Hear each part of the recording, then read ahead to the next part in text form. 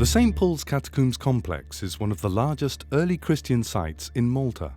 However, although it is a renowned and important site, it hasn't been archaeologically excavated and properly documented for over a century. One of the aims of this project was to shed more light on this period of Maltese history through the archaeological excavations of sections of this site. This excavation project had two main phases, one dealing with excavations within the catacombs and one investigating the areas surrounding and above the catacombs. The list of questions to be answered was long, but the main questions focused on who was buried here and how. It was also important for archaeologists, however, to find whether the areas above the catacombs were also being used before the actual catacombs were dug. Excavations in this zone revealed that the Phoenicians first used the site as a quarry, possibly in the 4th century BC. The removal of these stones, which would have been cut using a number of pickaxes, mallets and metal wedges, has left an indelible mark in the landscape of the site, leaving a number of terracing that is still seen today. Cart ruts similar to this one and possibly connected with these surface quarries can also be seen in various parts of the site. However, the most important discovery consisted of numerous shaft and chamber tombs.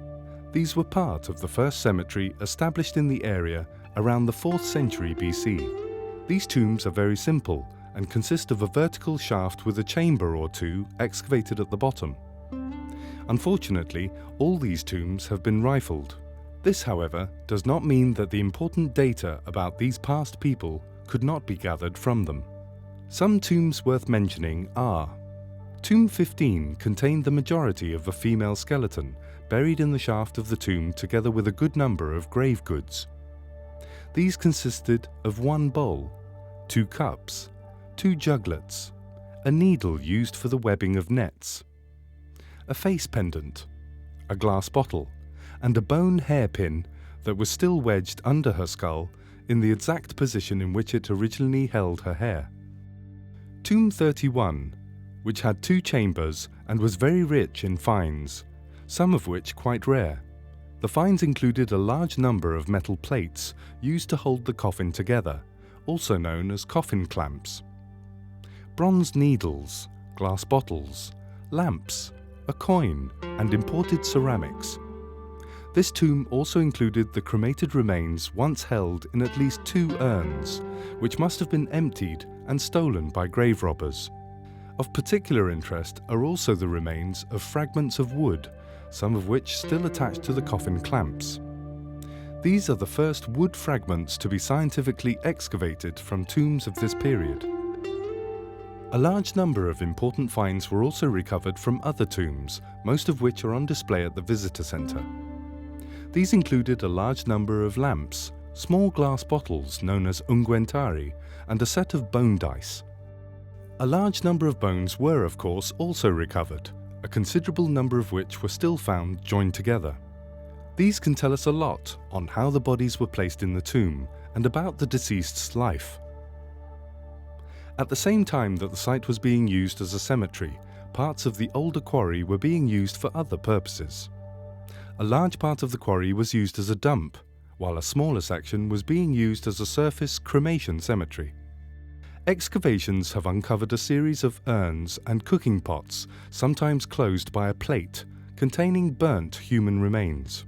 A lamp was occasionally also placed onto the plate, and in one occasion an urn was found, with an almost complete skeleton of a pig buried next to it, triggering the question if this could have been part of the funerary meal. 2 Amphora burials containing remains of babies were also discovered. One of these contained a cup with a small lamp placed in it. Such burials are not rare and have also been discovered in the area known as Talvertu in Rabat. Amphora such as these are important sources of information when it comes to understanding trade patterns, and are often also used as a dating source.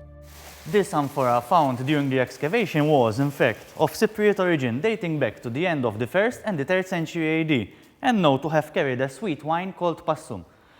Tests done in the inner walls of this amphora have found evidence of bitumen that was used to line the inner walls of amphora to prevent absorption of liquids.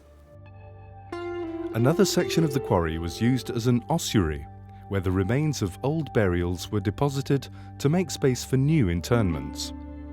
Apart from bones, finds included fine pieces of jewellery such as beads and a bracelet found still around the wrists of the skeleton, and imported items such as small pendant in the shape of a falcon, symbol of the Egyptian god Horus. Although 3 new catacombs were discovered through the use of ground-penetrating radar, time and conservation constraints have led us to decide to only uncover one of these.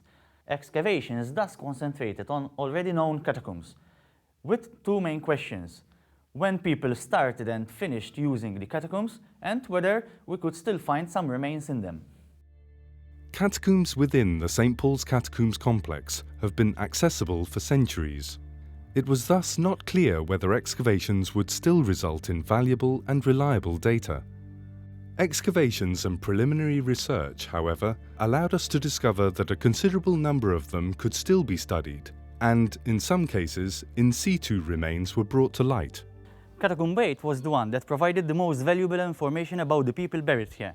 Apart from the large amount of loose bones discovered within its 46 tombs, the archaeologists also uncovered about 50 articulations, bones still partly joined together, within some 20 tombs, just pointing out that some burials were reused over and over again for as many as possibly 9 burials piled one on top of the other.